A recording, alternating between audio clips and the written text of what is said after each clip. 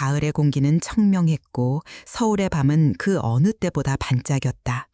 남산타워 전망대에선 윤지호와 이하은은 발 아래 펼쳐진 거대한 빛의 바다를 말없이 내려다보았다. 수만 개의 불빛들이 모여 지상의 은하수를 이루는 듯한 장관이었다. 지호는 손에 든 자물쇠에 조심스럽게 이름을 새기고 있었다. 윤지호, 사랑, 이하은, 영원히. 그의 잘생긴 얼굴에 깃든 진지한 표정을 보며 하은이 웃음을 터뜨렸다. 무슨 국가 기밀문서라도 쓰는 사람 같아 표정이 왜 그렇게 진지해? 하은의 장난스러운 목소리에 지호가 고개를 들어 부드럽게 미소 지었다. 그의 눈에는 오직 하은만이 담겨 있었다. 당연히 진지해야지. 우리 미래를 거는 약속인데. 그는 마지막 글자를 정성껏 눌러 쓴 뒤 하은에게 자물쇠를 내밀었다. 하은은 지호의 손 위로 자신의 손을 포겠다. 두 사람은 함께 난간으로 다가가 이미 수천, 수만 개의 사랑의 증표들로 빼곡한 공간에 자신들의 작은 자물쇠를 걸었다. 철컥 가는 금속성의 소리가 유난히 선명하게 들렸다. 열쇠는 그들의 손을 떠나 서울의 야경 속으로 작은 포물선을 그리며 사라졌다. 한참 동안 두 사람은 서로의 어깨에 기댄 채 도시의 야경을 바라보았다. 오가는 사람들의 소음도 밤의 찬 공기도 그들에게는 닿지 않는 듯했다. 지호가 먼저 침묵을 깼다. 하은아? 응? 이제 우리 부모님께 정식으로 인사드릴 때가 된 것 같아. 하은은 놀란 듯 지호를 돌아보았다. 그녀의 커다란 눈이 반짝였다. 늘 마음속으로 그려왔던 순간이었지만 그의 입에서 직접 들으니 심장이 주체할 수 없이 뛰기 시작했다. 응, 나도 그렇게 생각해. 지호는 하은의 손을 부드럽게 감싸쥐었다. 그는 그녀의 눈을 깊이 들여다보며 이 밤의 모든 별빛을 모아 담은 듯한 목소리로 말했다. 이제 그냥 네 남사친구가 아니라 네 가족이 되고 싶어. 그 한마디에 하은의 눈시울이 붉어졌다. 그녀는 말없이 고개를 끄덕이며 지호의 품에 안겼다. 등 뒤로 펼쳐진 서울의 화려한 야경이 이제 막 새로운 시작을 앞둔 두 사람의 사랑을 따뜻하게 축복해주고 있었다. 작은 자물쇠는 채워졌고 이제 그들 인생의 새로운 장을 여는 문이 서서히 열리고 있었다. 일주일 후 약속된 상견례 날이 밝았다. 장소는 인사동의 고즈넉한 한정식집 다면이었다. 비단 방석이 놓인 좌식 테이블과 은은한 묵향이 흐르는 별실은 중요한 만남의 격을 말해주고 있었다. 이하은은 어머니 이서연의 손을 잡고 방으로 들어서며 마른 침을 삼켰다. 이서연은 오늘도 우아했다. 단정한 아이보리색 투피스에 진주 귀걸이를 한 그녀의 모습은 성공한 플로리스트의 기품과 한치의 흐트러짐도 없는 자존심을 동시에 보여주었다. 잠시 후 윤지호와 그의 아버지 윤재혁이 방으로 들어섰다. 윤재혁은 잘 다려진 남색 셔츠에 면바지를 입은 소박하지만 단정한 차림새였다. 그의 얼굴에는 오랜 세월 정직하게 일해온 사람에게서만 볼 수 있는 깊은 성실함이 배어 있었다. 안녕하십니까? 네, 안녕하십니까? 어색한 첫인사가 오갔다. 하은과 지호는 애써 밝은 분위기를 만들려 노력했다. 어머니, 이쪽은 지호 씨 아버님이세요. 제가 말씀드렸죠. 아주 실력 있는 목공에 가시라고요. 아버님, 이쪽은 제 어머니세요. 삼청동에서 제일 유명한 꽃집 사장님이시랍니다. 이서연은 가벼운 미소를 지으며 고개를 끄덕였다. 따님이 아주 밝고 예쁩니다. 지호군을 만나고 더 좋아진 것 같더군요. 윤재형 역시 낮은 목소리로 답했다. 아드님이 참 듬직하고 바릅니다. 하은 양에게 늘 다정하게 대해주더군요. 대화는 겉보기에 순조로웠다. 정갈한 음식들이 하나 둘 테이블 위에 오르기 시작했다. 하지만 그 평화는 하은의 다음 한마디에 산산조각 나고 말았다. 지호 씨 아버님은 젊으셨을 때 아주 유망한 화가셨대요. 손재주가 보통이 아니시죠. 그 말을 듣는 순간 이서연의 얼굴에서 미소가 사라졌다. 화가라는 단어가 예리한 비수처럼 그녀의 귓가를 파고들었다. 그녀는 그제야 처음으로 윤재혁의 얼굴을 제대로 마주 보았다. 세월의 흔적이 깊게 팬 얼굴, 익숙하면서도 낯선 그 얼굴. 동시에 윤재영 역시 굳어버렸다. 늘 고요하던 그의 눈동자가 세차게 흔들렸다. 30년의 시간이 무너져 내리는 듯한 충격이었다. 이서연의 손에 들린 찻잔이 가늘게 떨리며 찬물 위로 작은 파문을 일으켰다. 쨍 하는 마른 소리와 함께 그녀가 놓친 젓가락이 백자 그릇에 부딪혔다. 평소에 그녀답지 않은 실수였다. 윤재혁의 얼굴은 종이장처럼 하얗게 질려 있었다. 그는 황급히 시선을 내리깔았다. 마치 달아나고 싶은 끔찍한 기억과 정면으로 마주한 사람처럼. 어머니? 아버님? 왜 그러세요? 무슨 일 있으세요? 지호와 하은의 당황한 목소리가 정적을 갈랐다. 두 젊은 연인은 영문을 모른 채 두 어른의 얼굴만 번갈아 쳐다볼 뿐이었다. 이서연은 가까스로 평정을 되찾았다. 하지만 그것은 차갑고 깨지기 쉬운 유리 같은 평정이었다. 그녀는 더 이상 이 자리에 단 1초도 머물고 싶지 않았다. 그녀는 조용히 자리에서 일어섰다. 오늘 몸이 좀 안 좋아서 이만 일어서야겠습니다. 두 분은 식사 마저 하세요. 그녀의 목소리는 한 점의 감정도 없이 사무적이었다. 명백한 거절이자 대화의 단절이었다. 어머니? 하은이 다급하게 불렀지만 이서연은 뒤도 돌아보지 않고 방을 나섰다. 하은은 어쩔 줄 몰라 하며 어머니의 뒤를 따랐다.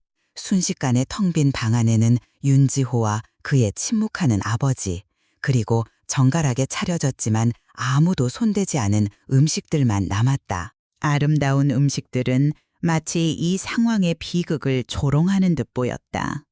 윤지호는 망연자실한 채 고통스럽게 고개를 숙인 아버지의 옆모습을 그저 바라볼 수밖에 없었다. 그날 밤 이하은은 뜬 눈으로 밤을 새웠다. 다음 날 아침 그녀는 어머니의 꽃집 서연의 뜰로 향했다.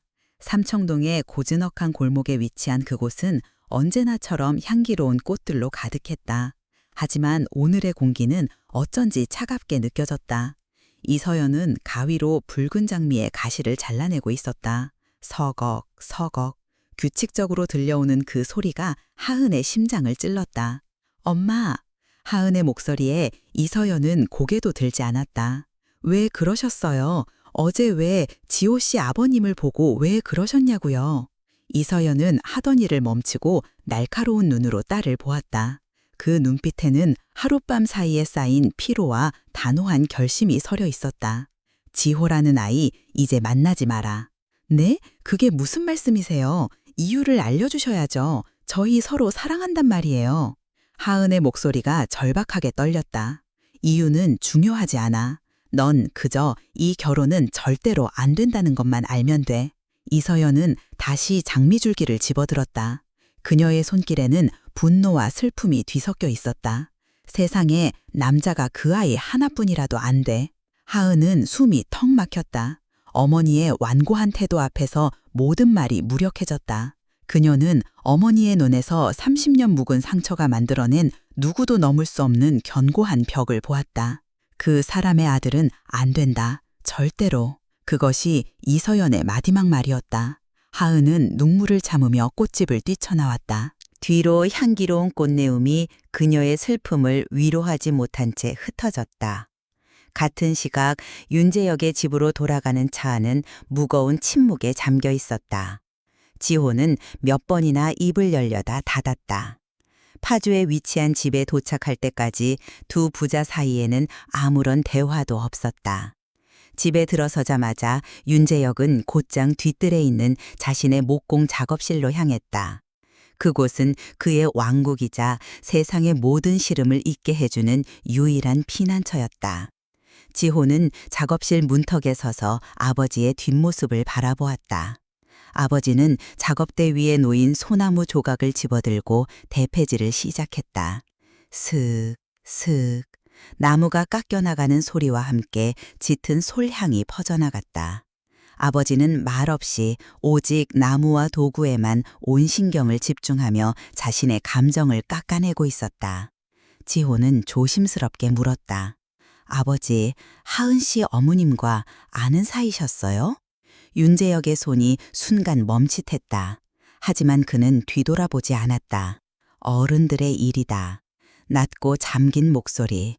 그 한마디는 더 이상 묻지 말라는 무언의 경고였다. 지호는 더 이상 아무것도 물을 수 없었다. 그는 평생 처음으로 아버지의 등이 저렇게 작고 외로워 보인다는 것을 깨달았다.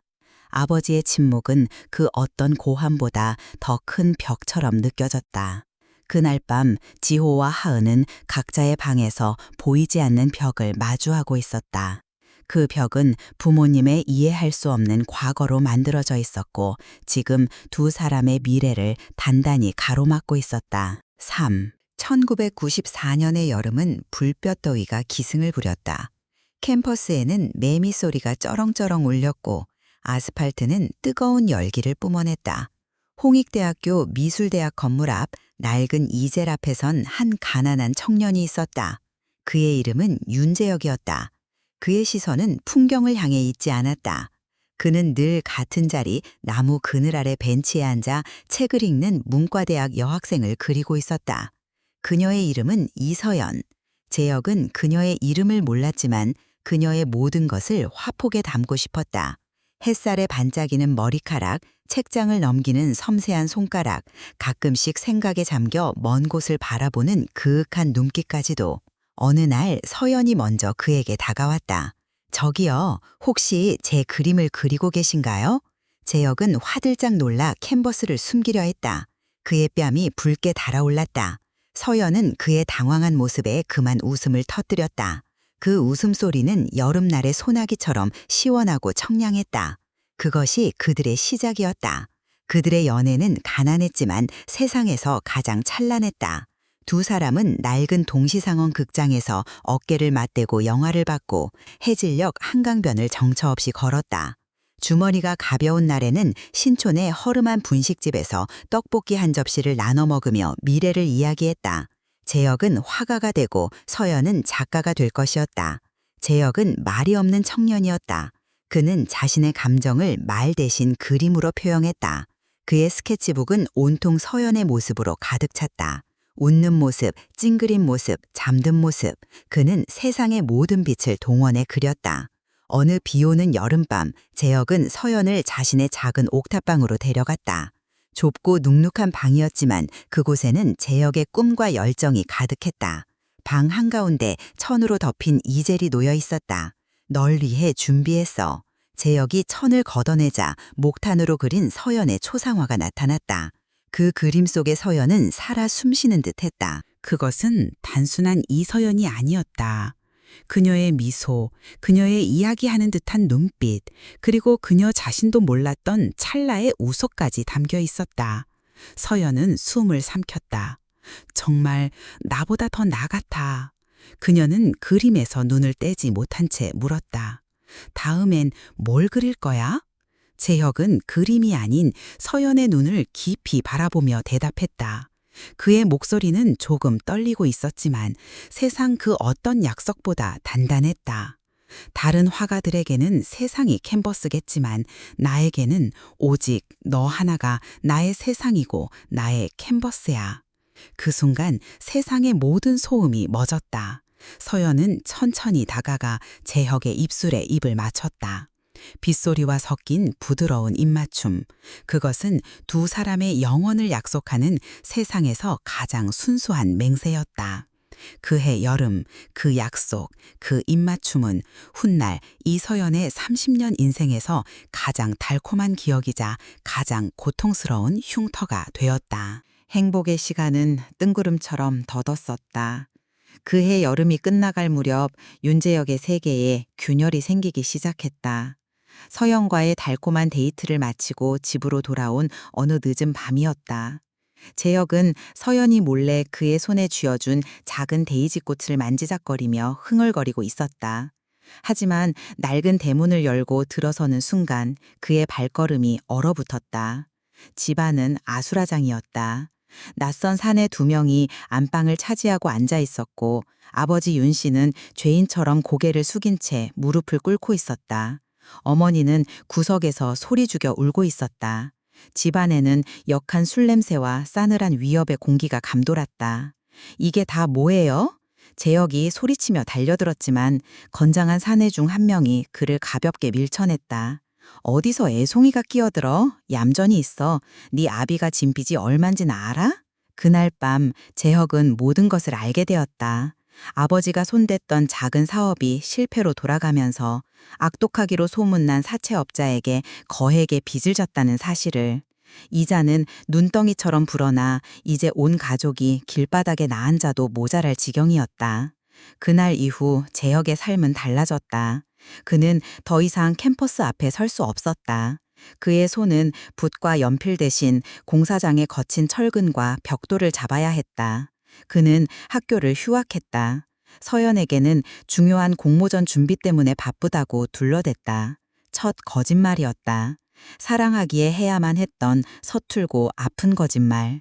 그는 낮에는 공사장에서 먼지를 뒤집었었고 밤에는 식당에서 접시를 닦았다. 잠잘 시간도 부족했지만 그는 피곤함보다 서연에 대한 그리움과 미안함으로 심장이 저렸다. 그는 서연을 만날 때마다 일부러 더 밝게 웃었다. 자신의 초라한 현실을 그녀에게만은 들키고 싶지 않았다. 어느 날 일을 마치고 돌아온 재혁은 자신의 손을 내려다보았다.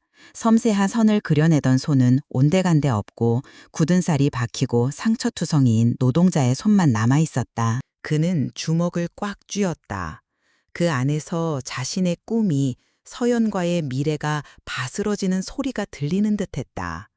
그는 창밖으로 서연이 있을 서울의 중심부를 바라보았다.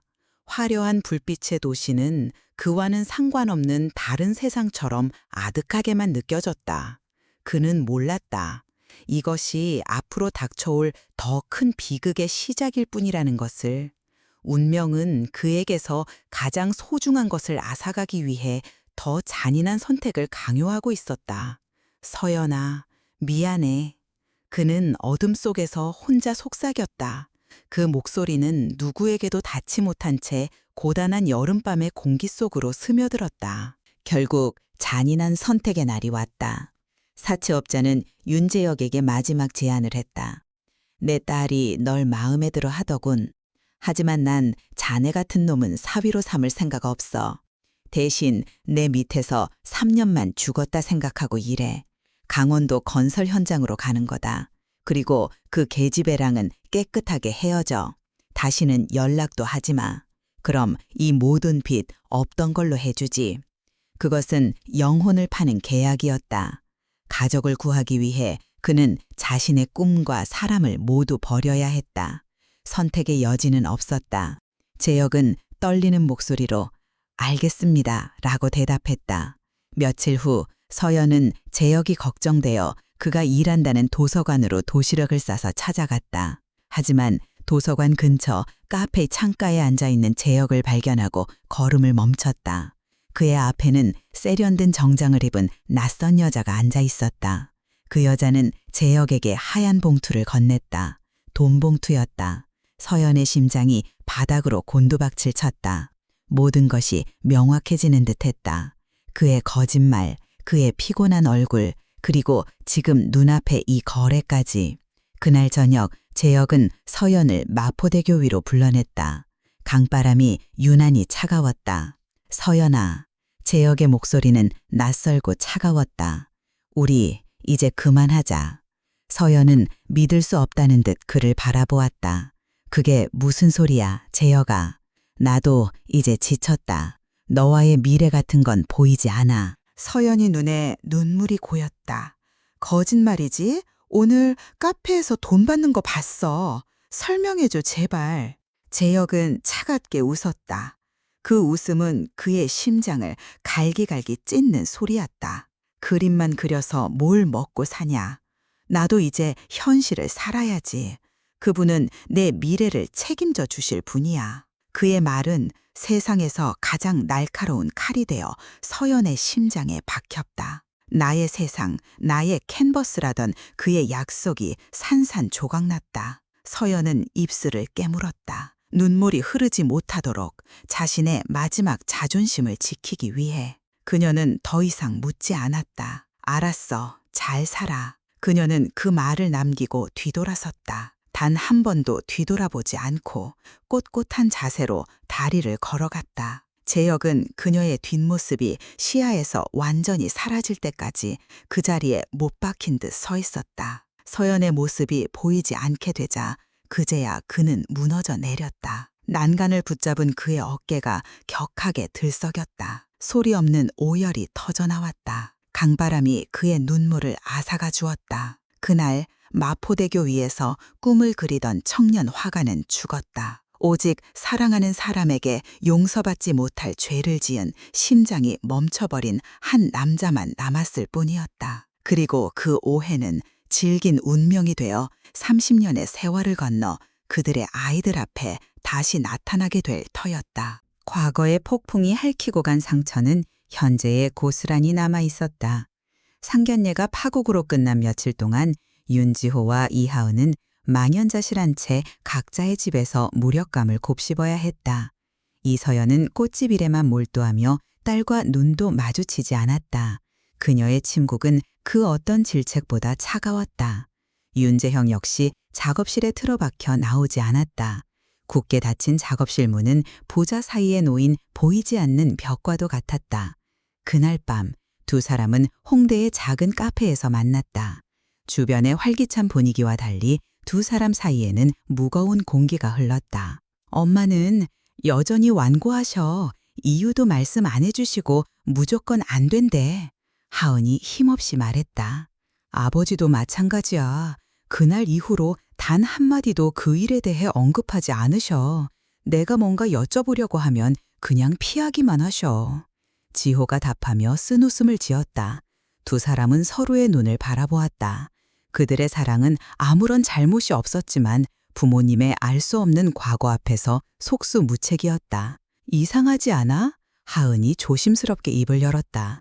우리 엄마의 그 격한 반응이랑 지호 씨 아버지의 그 침묵, 마치 오래전부터 짜인 각본 같아. 두 분은 분명히 아는 사이일 거야. 그리고 아주 안 좋게 헤어졌겠지. 지호는 고개를 끄덕였다. 나도 그렇게 생각해. 아버지가 그렇게 고통스러워하는 모습 난 평생 처음 봤어. 그는 아버지의 작고 외로워 보이던 뒷모습을 떠올렸다. 그저 반대하는 것이 아니었다. 아버지는 상처받고 있었다. 하은의 어머니 역시 마찬가지일 터였다. 이것은 단순한 반대가 아닌 두 분의 오래된 상처였다. 우리가 이대로 포기하면 아무것도 변하지 않아. 하은의 목소리에 조금씩 힘이 실리기 시작했다. 우리 사랑도 부모님의 상처도 그대로일 거야. 그녀는 테이블 위로 손을 뻗어 지호의 손을 잡았다. 그녀의 작은 손에서 따뜻한 용기가 전해졌다. 지호 씨, 이건 더 이상 우리 둘만의 문제가 아닌 것 같아. 이건 우리 부모님의 이야기이기도 해. 우리가 풀어야 할 숙제야. 지호는 하은의 눈을 깊이 바라보았다. 그녀의 눈 속에서 자신의 것과 같은 간절함과 결심을 보았다. 그는 부드럽게 그녀의 손을 마주잡았다. 네 말이 맞아. 우리가 직접 알아봐야 해. 30년 전에 두 분 사이에 무슨 일이 있었는지. 그들의 첫 번째 계획은 간단했다. 각자의 집에서 1994년 전후의 낡은 앨범이나 일기장, 편지 같은 과거의 흔적을 찾아보기로 한 것이다. 어쩌면 그 안에 해답의 실마리가 있을지도 몰랐다.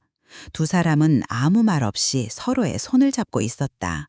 앞으로의 여정이 얼마나 고통스럽고 힘겨울지 알 수 없었다. 하지만 한 가지는 분명했다. 두 사람은 더 이상 혼자가 아니었다. 그들은 이제 함께 부모님의 굳게 닫힌 시간의 문을 두드릴 준비를 하고 있었다. 이서연이 꽃의 향기 속에서 과거의 상처를 되새기고 있을 때 파주에 있는 윤재혁은 짙은 나무 향기 속에서 자신의 죄를 곱씹고 있었다. 그의 작업실은 밤늦도록 불이 꺼지지 않았다. 아들 지호가 잠든 것을 확인한 후에야 그는 비로소 자신만의 시간을 가질 수 있었다. 그는 멈췄던 대패질을 다시 시작했다.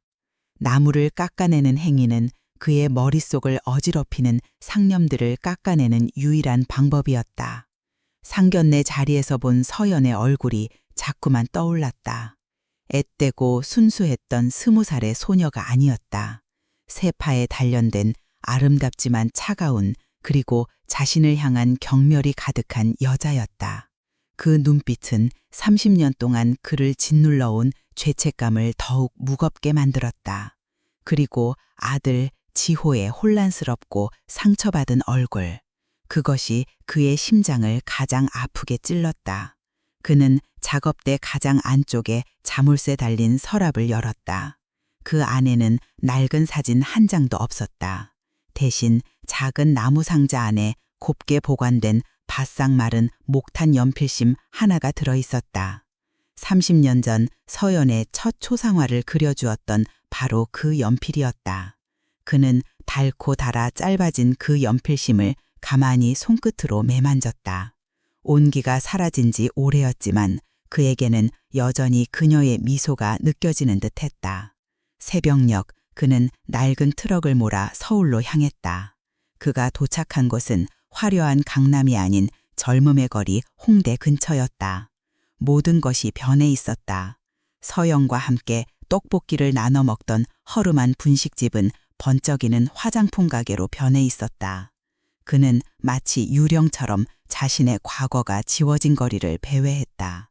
그는 길 건너편에서 웃고 떠드는 젊은 연인들을 물끄러미 바라보았다. 자신과 서연의 모습이 그 위로 겹쳐졌다. 그때였다. 그의 마음속에서 오랫동안 묻어두었던 목소리가 터져 나왔다. 이게 최선이었어. 내가 나쁜 놈이 되는 게 그 애를 지키는 유일한 방법이었어. 그런데 내 아들까지 아프게 할 줄은 몰랐다. 내가 지은 죄의 대가가 이제 내 아들에게까지 가는구나. 그의 눈시울이 뜨거워졌다. 그는 자신이 한 선택을 후회하지 않았다. 하지만 그 선택이 만든 파도가 30년이 지나 가장 사랑하는 아들에게 부딪히는 것을 보는 것은 그가 감당하기 힘든 또 다른 종류의 고통이었다. 재혁은 다시 차를 몰아 파주로 돌아왔다. 동이 트고 있었다. 그는 작업실로 돌아와 달아빠진 연필심을 다시 나무 상자 안에 넣고 서랍을 잠궜다. 그는 자신의 30년을 잠그고 있었다. 침묵은 그가 스스로에게 내린 형벌이었다. 하지만 이제 그는 깨닫고 있었다. 그 형벌의 감옥 안에 그가 혼자만 갇혀 있는 것이 아니라는 것을. 이서연이 꽃의 향기 속에서 과거의 상처를 되새기고 있을 때 파주에 있는 윤재혁은 짙은 나무 향기 속에서 자신의 죄를 곱씹고 있었다. 그의 작업실은 밤늦도록 불이 꺼지지 않았다. 아들 지호가 잠든 것을 확인한 후에야 그는 비로소 자신만의 시간을 가질 수 있었다. 그는 멈췄던 대패질을 다시 시작했다. 나무를 깎아내는 행위는 그의 머릿속을 어지럽히는 상념들을 깎아내는 유일한 방법이었다. 상견례 자리에서 본 서연의 얼굴이 자꾸만 떠올랐다. 앳되고 순수했던 20살의 소녀가 아니었다. 세파에 단련된 아름답지만 차가운, 그리고 자신을 향한 경멸이 가득한 여자였다.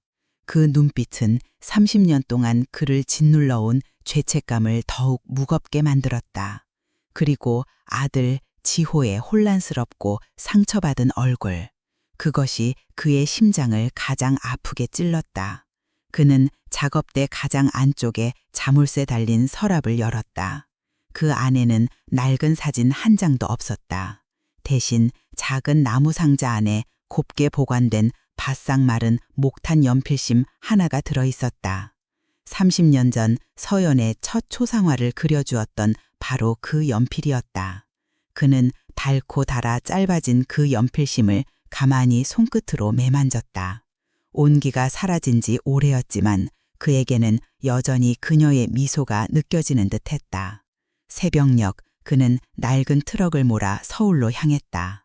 그가 도착한 곳은 화려한 강남이 아닌 젊음의 거리 홍대 근처였다. 모든 것이 변해 있었다. 서영과 함께 떡볶이를 나눠 먹던 허름한 분식집은 번쩍이는 화장품 가게로 변해 있었다. 그는 마치 유령처럼 자신의 과거가 지워진 거리를 배회했다. 그는 길 건너편에서 웃고 떠드는 젊은 연인들을 물끄러미 바라보았다. 자신과 서연의 모습이 그 위로 겹쳐졌다. 그때였다. 그의 마음속에서 오랫동안 묻어두었던 목소리가 터져 나왔다. 이게 최선이었어.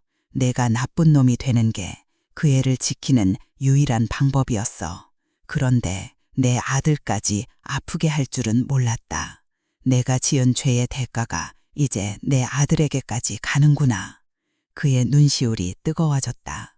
그는 자신이 한 선택을 후회하지 않았다. 하지만 그 선택이 만든 파도가 30년이 지나 가장 사랑하는 아들에게 부딪히는 것을 보는 것은 그가 감당하기 힘든 또 다른 종류의 고통이었다.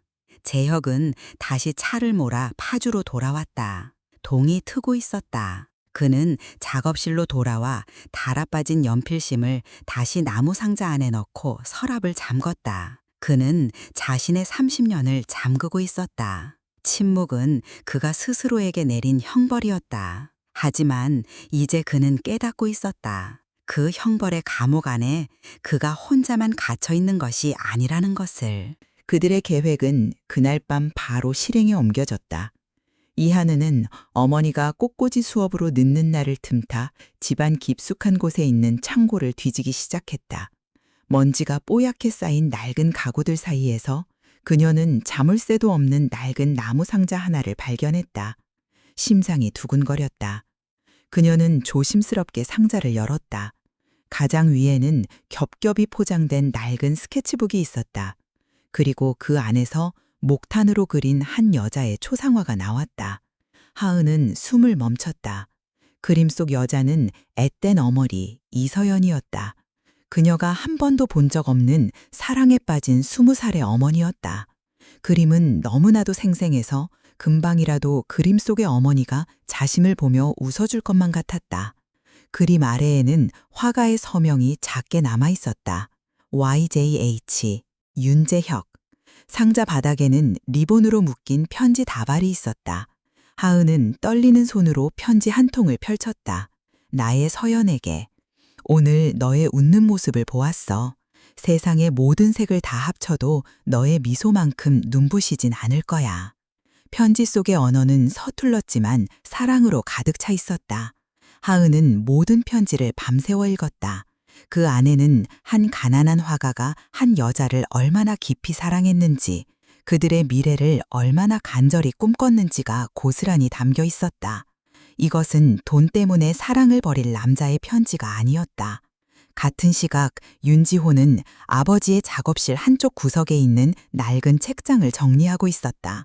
아버지의 사적인 공간을 뒤지는 것은 죄책감이 드는 일이었지만 그는 망설일 수 없었다. 책장 맨 아래 칸 오래된 전공서적들 뒤에서 그는 낡은 회색 노트 한 권을 발견했다. 그것은 일기장이 아니었다. 꼼꼼한 글씨로 수입과 지출이 적힌 가계부 혹은 장부 같은 것이었다. 지호는 무심코 노트를 넘기다 한 페이지에서 멈칫했다. 1994년, 그리고 그 옆에 적힌 상상조차 할 수 없는 액수의 빚. 그 다음 페이지부터는 날짜와 함께 공사장, 식당 설거지 같은 단어들과 그날 번 몇 푼 안 되는 돈의 액수가 빼곡히 적혀 있었다. 그리고 생활비, 병원비 같은 지출 내역들. 노트에는 감정을 드러내는 단어는 한마디도 없었다. 오직 20살 청년이 감당하기에는 너무나도 버거운 삶의 무게와 절박한 책임감만이 숫자로 기록되어 있었다. 지호는 가슴이 아려왔다. 다음 날 두 사람은 다시 카페에서 만났다. 테이블 위에는 한쪽에는 사랑이 넘치는 편지 다발과 초상화가, 다른 한쪽에는 절박한 현실이 담긴 낡은 노트가 놓였다. 이것 봐, 오빠. 이게 돈 때문에 사랑을 버린 사람의 글씨체로 보여? 하은이 먼저 입을 열었다. 지호는 노트를 하은 쪽으로 밀어주었다. 그리고 이걸 봐. 우리 아버지가 그 아름다운 편지들을 쓰던 바로 그 시기에 이런 빚을 지고 계셨어. 두 개의 다른 증거, 두 개의 다른 이야기. 하지만 그것들은 1994년이라는 한 점에서 기이하게 맞물렸다. 사랑의 편지가 뜸해질 무렵 빚의 액수는 점점 더 커져가고 있었다. 그 순간 하나의 가설이 번개처럼 하은의 머리를 스쳐 지나갔다. 지호 씨, 혹시 우리 엄마가 뭔가를 오해한 게 아닐까? 아버님이 돈 때문에 엄마를 버린 게 아니라 어쩌면 가족을 지키기 위해 엄마를 떠나야만 했던 건 아닐까? 그 말에 지호의 눈이 커졌다. 가능성이 희박한 추측. 하지만 편지 속의 사랑과 노트 속의 절망을 함께 놓고 보니 그것만큼 논리적인 설명은 없었다. 두 사람은 말없이 서로를 바라보았다. 이제 그들에게는 하나의 가설이 생겼다. 비록 증거는 없었지만 처음으로 어두운 터널 속에서 한 줄기 빛을 본 것만 같았다. 하은과 지호는 그날 밤 재혁이 서연에게 보냈던 편지들을 다시 한번 꼼꼼히 읽었다. 그러다 하은이 한 구절을 발견했다.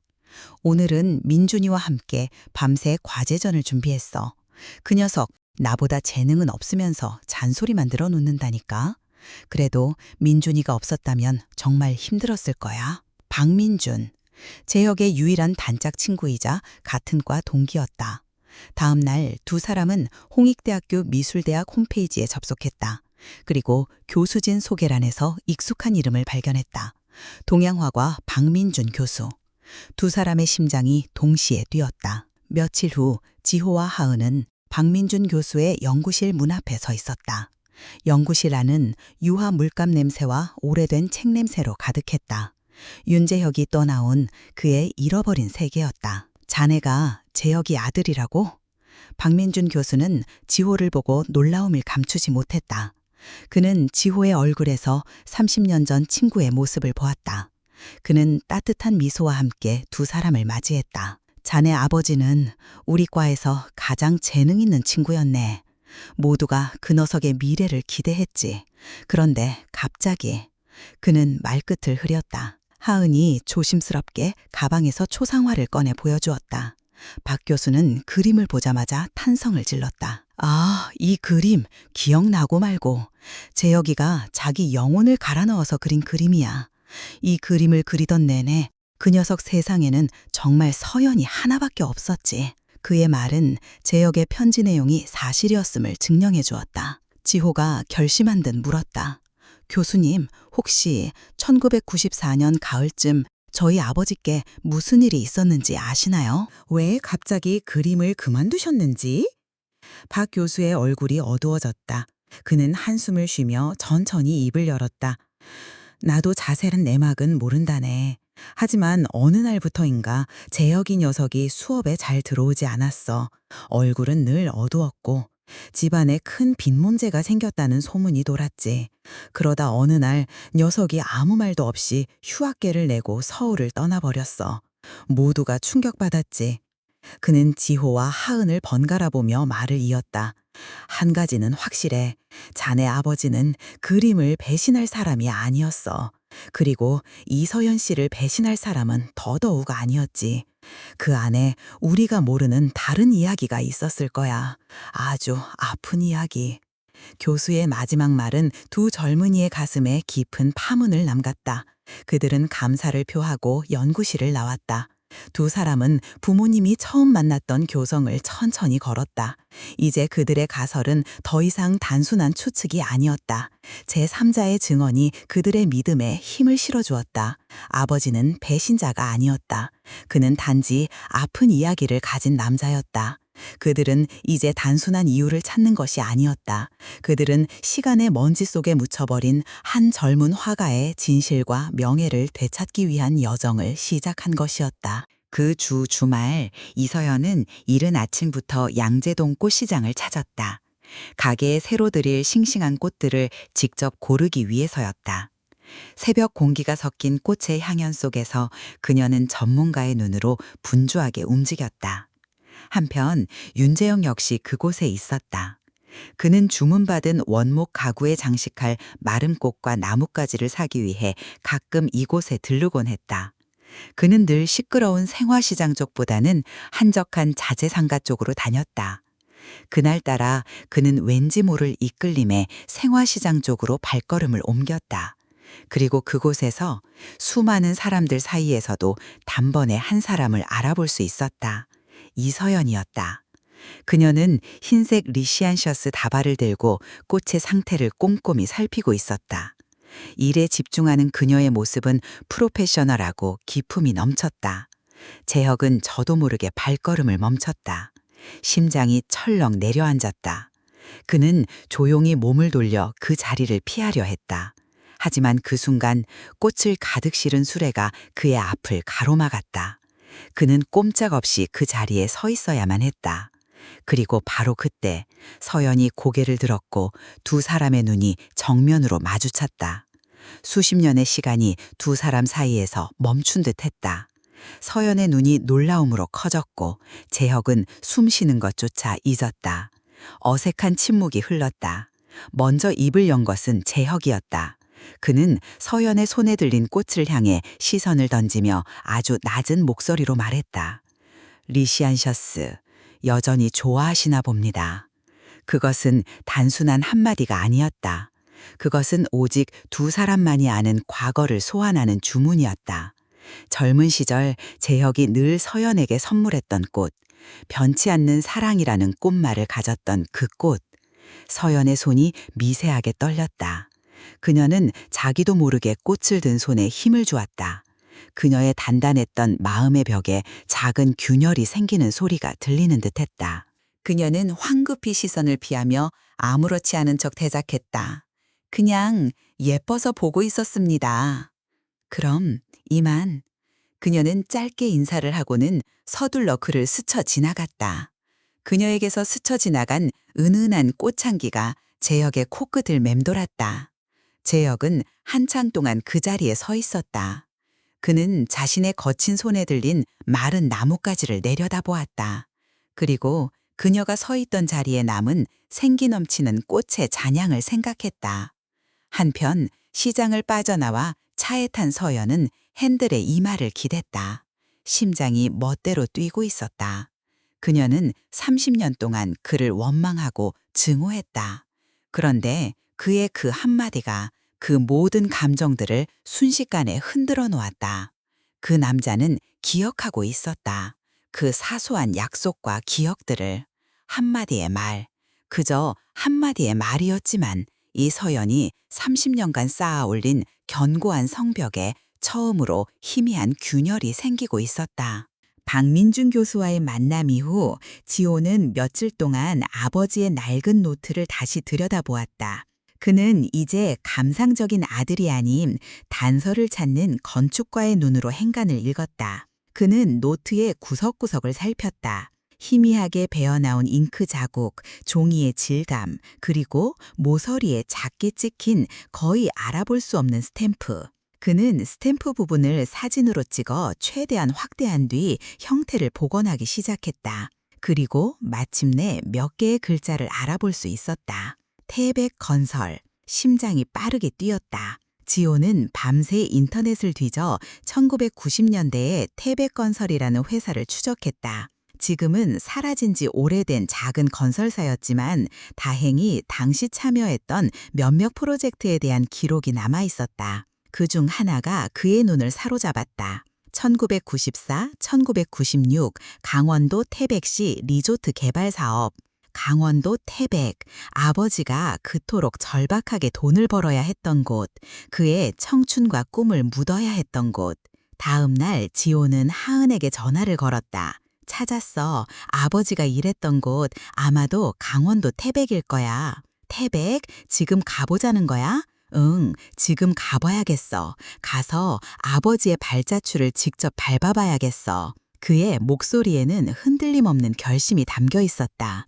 주말 아침 지호의 차는 서울의 복잡한 도로를 벗어나 강원도로 향했다. 도시의 잿빛 풍경이 멀어질수록 차창 밖으로는 푸른 산과 굽이치는 강줄리가 펼쳐졌다. 아름다운 풍경이었지만 두 사람의 마음은 무거웠다. 그들은 지금 아버지의 고통스러운 유배지로 향하고 있었다. 무서워, 지호 씨. 하은이 나지막이 말했다. 우리가 진실을 알게 됐을 때 그걸 감당할 수 있을까? 지호는 운전대 위로 손을 뻗어 하은의 손을 가볍게 쥐었다. 괜찮아. 혼자가 아니잖아. 어떤 진실이든 우리가 함께라면 괜찮을 거야. 몇 시간을 달려 그들은 마침내 태백시에 도착했다. 서울과는 전혀 다른 공기.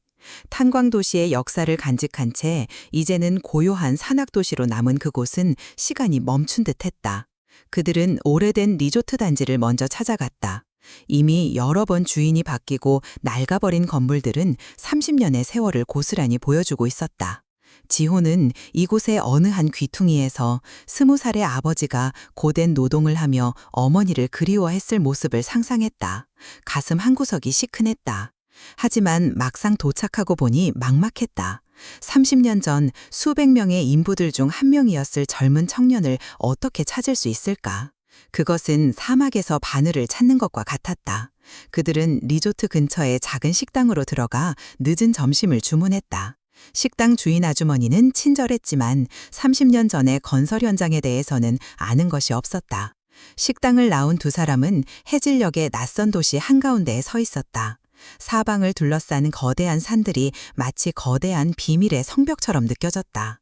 그들은 이제 막 거대한 퍼즐의 첫 조각을 손에 쥐었을 뿐이었다. 앞으로 얼마나 더 많은 조각들을 찾아 헤매야 할지 알 수 없었다. 하지만 두 사람의 눈에는 포기 대신 서로를 향한 굳건한 믿음이 자리하고 있었다. 두 사람은 식당을 나서려다 지호가 마지막 희망을 걸고 주인 아주머니에게 물었다. 아주머니, 혹시 이 근처에 아주 오래 사셨고 옛날에 저 리조트 건설 현장에서 일했던 분을 아시나요? 아주머니는 잠시 생각에 잠기더니 손가락으로 언덕 너머를 가리켰다. 아, 김 반장님 댁에 한번 가봐요. 그 양반이 거기 현장 관리자였거든? 아마 모르는 게 없을 거야. 두 사람은 한 줄기 빛을 본 듯 서둘러 감사 인사를 하고 김 반장의 집으로 향했다. 작고 낡았지만 정갈한 시골집에서 머리가 희끗희끗한 노인 한 분이 그들을 맞았다. 윤재혁? 그 이름을 내가 기억하고 말고. 지호의 아버님에 대해 묻자 김 반장님은 곧바로 기억을 떠올렸다. 그는 두 사람을 툇마루에 앉히고 따뜻한 보리차를 내어주며 천천히 이야기를 시작했다. 말수가 적고 성실하고 손재주가 유난히 좋았던 젊은이였지. 그런데 늘 얼굴에 그늘이 져 있었어. 다들 그 친구가 집안의 빚 때문에 어쩔 수 없이 팔려오다시피 일하는 거라고 수군거렸지. 팔려오다니요? 하은이 놀라 물었다. 김 반장님은 씁쓸한 표정을 지었다. 그때 우리 태백건설 사장이 뒤로는 악독한 사채업자 노릇도 같이 하던 인간이었거든. 재혁이 아버지가 그 인간한테 큰 빚을 졌던 거야. 사장이 재혁이를 콕 집어서 이 현장으로 보냈어. 계약 조건이 아주 지독했지. 3년 동안 꼼짝없이 일하는 것, 그리고 서울에 있는 여자친구랑 깨끗하게 헤어지는 것. 쿵, 지호와 하은의 심장이 동시에 내려앉았다. 그들의 가설이 가장 끔찍한 방식으로 사실이 되는 순간이었다. 사장이 가끔 술에 취하며 자랑처럼 떠들곤 했어. 사랑인지 나발인지에 빠져서 질질 짜던 놈, 계집애 하나랑 미래를 맞바꿨다고 말이야. 재혁이 그놈은 빚을 갚은 게 아니었어. 그냥 자기 인생을 통째로 바친 거지. 김 반장님은 하늘을 보며 길게 한숨을 내쉬었다. 그 젊은 친구는 자기 인생을 통째로 바쳐서 가족을 구한 거야. 빚을 갚은 게 아니라 자기 청춘이랑 맞바꾼 거지. 참 안타까운 친구였어. 모든 조각이 맞춰졌다. 더 이상 의무는 없었다. 지호의 눈에서 뜨거운 눈물이 뺨을 타고 흘러내렸다. 아버지가 짊어져야 했던 침묵의 무게, 그 고통의 깊이를 그는 이제야 비로소 이해할 수 있었다.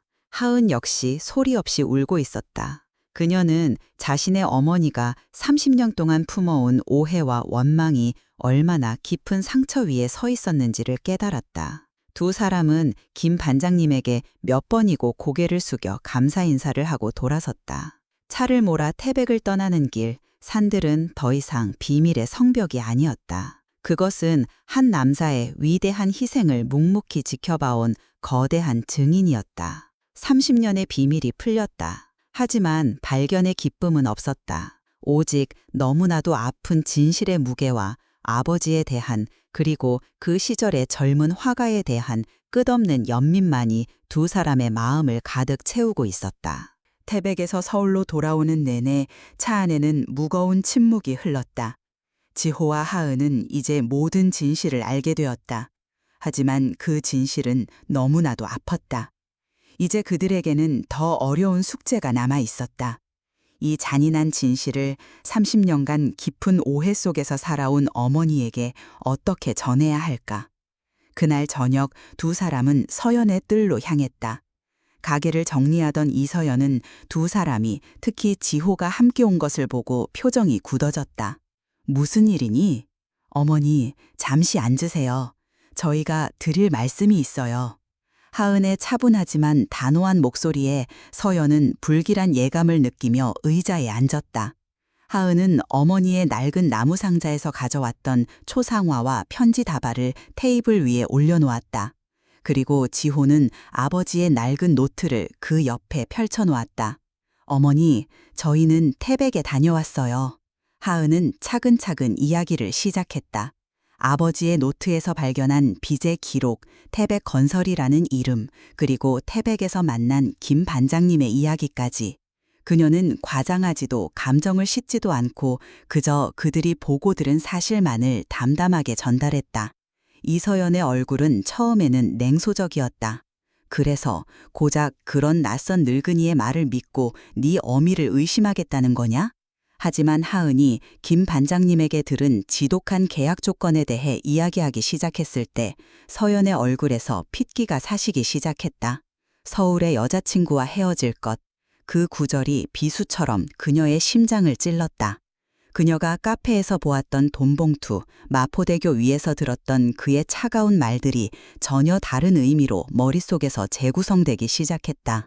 거짓말, 거짓말이야. 그녀는 자신도 모르게 중얼거렸다. 그때 조용히 있던 지호가 입을 열었다. 그의 목소리는 낮고 깊은 슬픔에 잠겨 있었다. 저희 아버지는 평생을 후회와 죄책감 속에서 살아오셨습니다. 어머니를 지키기 위한 선택이 결국 어머니께 가장 큰 상처를 드렸다는 사실 때문에요. 그 한마디가 마지막 방아쇠였다.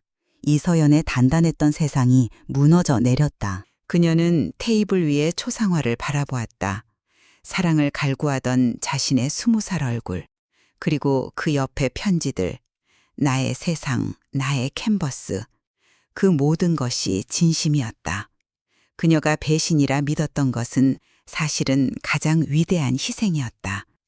그녀가 30년간 증오했던 남자는 사실 그녀를 지키기 위해 자신을 파괴했던 사람이었다.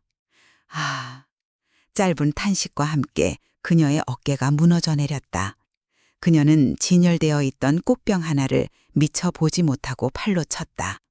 쨍그랑 요란한 소리를 내며 꽃병이 바닥에 떨어져 산산조각 났다. 마치 그녀의 30년 믿음처럼. 하은이 달려와 무너지는 어머니를 부축했다. 이서연은 딸의 품에 안겨 30년 만에 처음으로 소리내어 울기 시작했다. 그것은 분노의 눈물이 아니었다.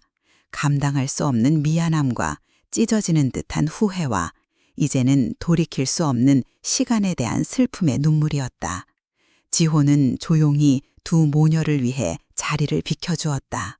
가게 문틈으로 새어들어오는 가로등 불빛 아래 그는 자신의 아버지를 위해 그리고 하은의 어머니를 위해 조용히 눈물을 삼켰다. 이서연이 자신을 지키기 위해 쌓아 올렸던 성벽은 무너졌다. 그리고 이제 잿더미가 되어버린 자존심 위에서 그녀는 망망대해 같은 후회와 홀로 마주해야만 했다. 진실의 무게는 천근만근과도 같았다. 다음 날 아침 이서연은 잠에서 깨어났지만 세상이 온통 낯설게 느껴졌다. 어제와 똑같은 천장, 똑같은 가구였지만 모든 것을 바라보는 그녀의 눈이 달라져 있었다. 그녀는 기계적으로 몸을 일으켜 꽃집으로 향했다. 꽃을 다듬고 물을 주고 손님을 맞았다. 몸은 평소처럼 움직였지만 영혼은 텅 비어 있었다. 아름다운 꽃의 색채도 향긋한 내음도 그녀의 마음에 닿지 못했다. 모든 것이 흑백 영화처럼 무감각하게 느껴졌다. 오후에 하은이 죽을 사들고 가게에 들렀다.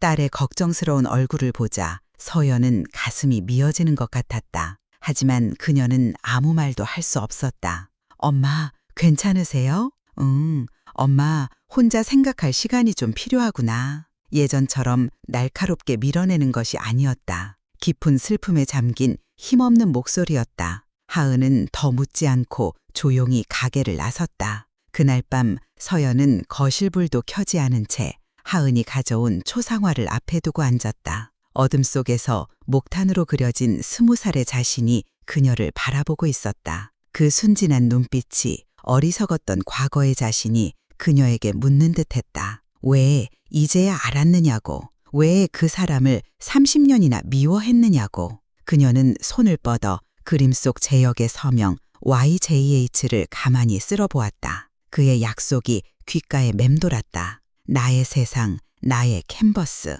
그토록 달콤했던 약속이 이제는 가슴을 저미는 아픔으로 다가왔다. 그 약속을 지키기 위해 그는 자신의 세상과 캔버스를 모두 부숴버렸던 것이다. 죄책감이 파도처럼 그녀를 덮쳤다. 그가 공사장에서 먼지를 뒤집어 쓰고 식당에서 접시를 닦으며 자신을 그리워했을 때 자신은 그를 저주하고 있었다. 그가 가족을 위해 자신의 인생을 희생하고 있을 때 자신은 그의 배신을 비웃고 있었다. 내가 무슨 자격으로 그 사람을 다시 만나? 30년 동안 내 증오가 그 사람을 얼마나 더 외롭게 만들었을까. 미안하다는 말로는 도저히 안 돼. 그녀는 휴대폰을 들어 하은에게서 받은 제역의 번호를 찾았다. 손가락이 통화 버튼 위에서 몇 번이고 망설였다. 하지만 끝내 누르지 못했다. 30년이라는 시간의 무게, 그리고 자신이 저지른 오해의 무게가 그녀의 손가락을 꼼짝 못하게 만들었다. 서연은 휴대폰을 내려놓았다. 그녀는 무엇을 해야 할지, 어디로 가야 할지 알 수 없었다. 30년 전 그녀는 배신 때문에 길을 잃었다. 그리고 지금 그녀는 진실 때문에 다시 길을 잃고 있었다.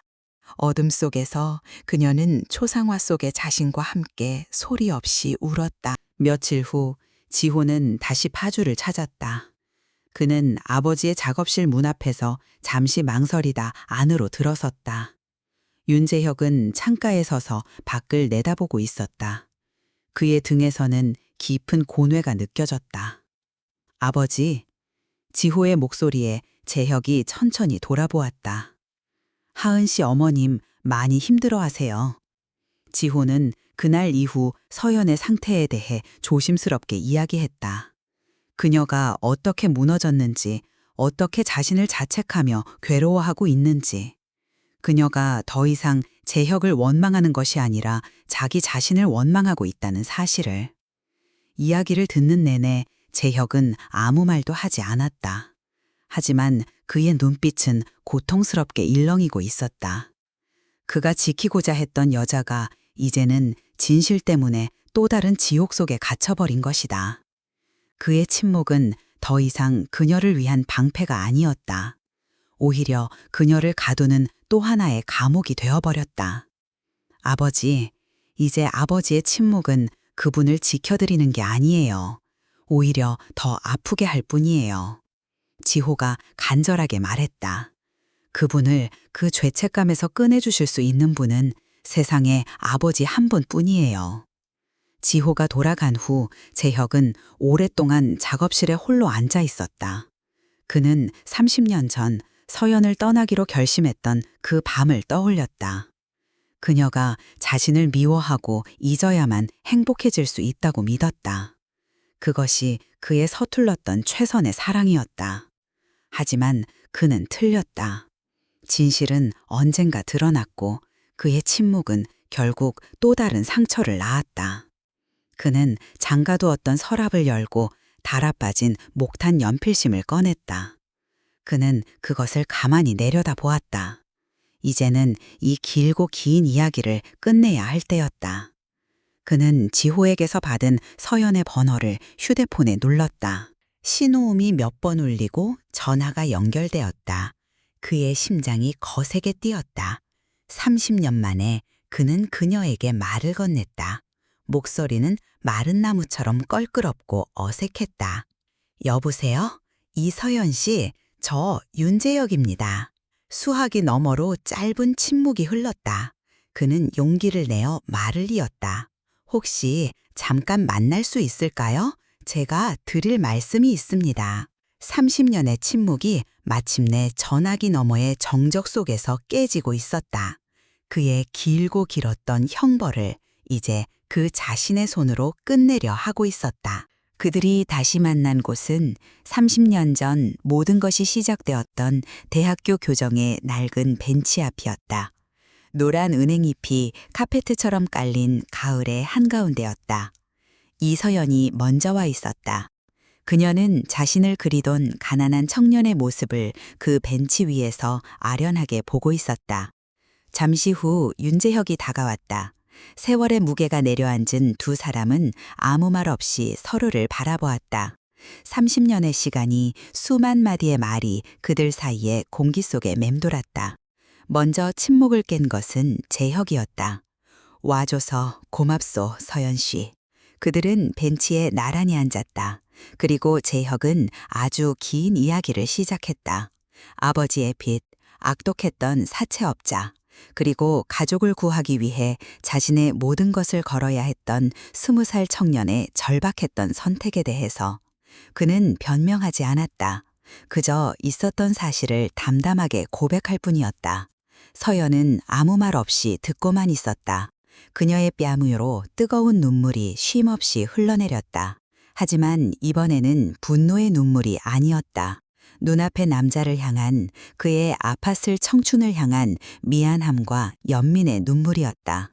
이야기가 끝났을 때 서연이 떨리는 목소리로 입을 열었다. 미안해요. 내가 미안해요. 그렇게 오랜 시간 동안 당신을 원망하고 미워해서. 아니요. 재혁이 고개를 저었다. 내가 당신을 아프게 한 죄인인데 당신이 왜 미안해합니까?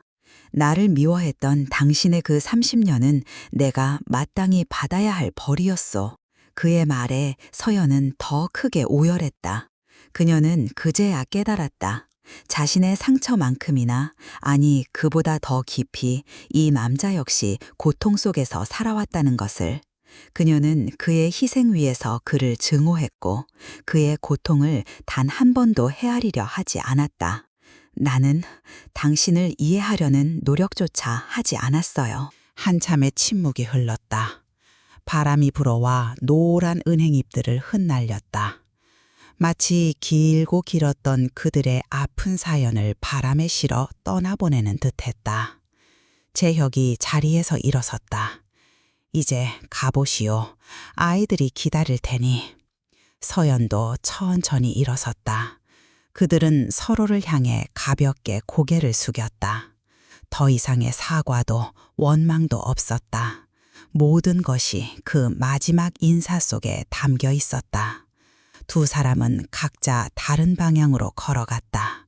30년 전 마포대교 위에서의 이별처럼. 하지만 이번에는 달랐다. 그들의 등 뒤에는 더 이상 상처와 오해의 무게가 없었다. 30년간 그들의 가슴을 옥죄던 지독한 한이 마침내 가을바람 속으로 모두 흩어져 사라지고 있었다. 얼마 후 두 번째 상견례가 열렸다. 장소는 역설적이게도 첫 번째 만남이 있었던 바로 그 한정식 집 다면의 같은 방이었다. 하지만 방 안의 공기는 30년 묵은 겨울을 지나 마침내 찾아온 봄날처럼 따스했다. 네 사람은 이제 어색한 사돈이 아니라 서로의 상처를 보듬어 안은 하나의 가족으로 마주 앉아 있었다. 우리 하은이 앞으로 잘 부탁드립니다. 부족한 점이 많습니다. 이서연이 먼저 부드러운 미소와 함께 입을 열었다. 30년의 세월 동안 잊고 지냈던 그녀 본연의 따뜻한 모습이었다. 과찬의 말씀입니다. 오히려 저희 아들이 과분하지요. 하은 양같이 밝은 아이를 며느리로 맡게 되어 저희야말로 영광입니다. 윤재혁 역시 더 이상 고통스러운 침묵이 아닌 편안한 미소로 화답했다. 지호와 하은은 마주보며 웃었다. 이 평범하고 따뜻한 대화가 두 사람에게는 세상에서 가장 큰 축복처럼 느껴졌다. 식사가 화기애애하게 이어지던 중 윤재혁이 잠시 헛기침을 하더니 품에서 작은 꾸러미 하나를 꺼냈다. 그는 조금 쑥스러운 표정으로 그것을 이서연에게 내밀었다. 이게 뭡니까? 서연은 놀라며 꾸러미를 받아들었다. 정성스러운 포장을 풀자 손바닥만한 작은 오동나무 상자가 나타났다. 상자를 여는 순간 그녀는 숨을 멈췄다. 상자 안에는 30년 전 그가 그려주었던 초상화 속 20살의 그녀처럼 순수하고 아름다운 흰색 리시안 셔츠 한 송이가 마치 시간을 간직한 듯 완벽한 모습으로 압화되어 있었다. 모두의 시선이 재혁에게 쏠렸다. 그는 서연의 눈을 보며 조금은 서툴지만 진심이 담긴 목소리로 말했다. 이 상자는 우리 아이들이 만났던 그 교정의 은행나무로 만들었습니다. 우리의 새로운 시작을 기억하고 싶어서. 그리고 이 꽃은 30년 묵은 제 진심입니다. 서연의 눈에 다시 눈물이 고였다. 하지만 이번에는 아픔의 눈물이 아니었다. 깊은 감동과 감사의 눈물이었다. 그녀는 세상에서 가장 소중한 보물을 받은 사람처럼 조심스럽게 상자를 달았다. 그녀는 아무 말도 하지 않았다. 그저 모든 마음을 담아 나지막에 한마디를 건넸다. 고맙습니다. 그 한마디면 충분했다. 30년의 오해와 원망, 아픔과 후회가 모두 그 안에 녹아내리고 있었다. 그날의 식사는 새로운 가족의 웃음소리로 가득 찼다. 30년 전 어색함 속에서 시작되었던 인연은 이제야 비로소 따뜻한 봄날을 맞이하고 있었다. 그해 늦가을 세상이 온통 황금빛으로 물들었을 때 윤지호와 이하은의 결혼식이 열렸다. 장소는 서울 근교의 작은 야외 예식장. 수십 년 된 은행나무들이 하늘을 가릴 듯 노란 잎을 피워낸 그림 같은 곳이었다. 순백의 드레스를 입은 하은은 세상에서 가장 행복한 신부였다. 턱시도를 입은 지호는 그런 그녀에게서 한시도 눈을 떼지 못했다. 두 아이는 서로에게 영원을 맹세했다. 그들의 목소리는 젊고 희망에 차 있었고 서로를 향한 굳건한 믿음으로 가득했다. 하객석 첫 줄 이서연과 윤재혁은 나란히 앉아 그 모습을 지켜보고 있었다. 서연은 어느새 눈가가 촉촉해진 것을 느끼고 손수건을 꺼내들었다. 재혁은 그저 아주 옅은 미소를 입가에 머금고 있었다. 두 사람은 아이들의 맹세 속에서 30년 전 자신들의 풋풋했던 약속을 보았지만 더 이상 아프지 않았다. 주례사가 끝나고 신랑 신부가 입을 맞추는 순간 하객들의 박수와 환호가 터져나왔다. 그 소란 속에서 이서연과 윤재혁은 아주 잠시 서로를 돌아보았다. 두 사람의 눈빛이 허공에서 마주쳤다. 그 짧은 순간에 수만 마디의 말이 오갔다. 고맙소라는 말, 다행이다라는 말, 그리고 이제는 우리 모두 행복해지자는 말. 더 이상 원망도 미안함도 후회도 없었다. 오직 긴 강을 건너온 두 영혼의 평화로운 이해만이 존재했다. 식이 끝나고 두 아이는 친구들에게 둘러싸여 웃고 떠들고 있었다. 재혁과 서연은 조금 떨어진 곳에 서서 그 모습을 흐뭇하게 바라보았다. 지호가 오늘 무척 행복해 보입니다. 재혁이도요. 두 아이가 참 잘 어울려요. 서연이 따뜻하게 대답했다. 그것이 전부였다. 더 이상의 대화는 필요 없었다. 그들은 자신들의 못다 이룬 사랑을 아쉬워하지 않았다. 그 아픈 사랑이 씨앗이 되어 이제 아이들의 세대에서 더 아름다운 꽃을 피워냈으니 그것으로 충분했다. 두 사람은 나란히 서서 황금빛 은행잎이 흩날리는 풍경 속에서 행복하게 웃고 있는 아이들을 바라보았다. 그들의 첫사랑은 해피엔딩이 아니었지만 그 사랑은 이제 더 아름다운 사랑 이야기의 시작이 되었다. 그리고 폭풍우를 지나온 그들에게 이 평화로운 순간이야말로 가장 완벽한 해피엔딩이었다.